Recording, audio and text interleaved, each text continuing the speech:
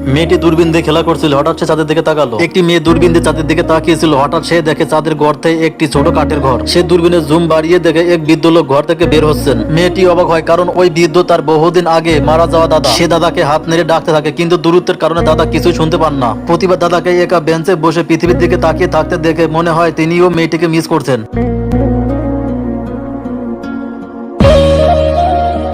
মেয়েটি দাদাকে চিঠি পাঠানোর চেষ্টা করে, কিন্তু কোনো উপায়ে তা পৌঁছাতে পারে না।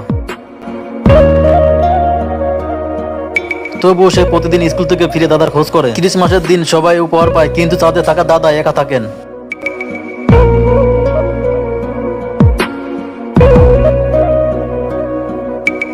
হঠাৎ একটি উপহার চাঁদের দিক থেকে ভেসে আসে।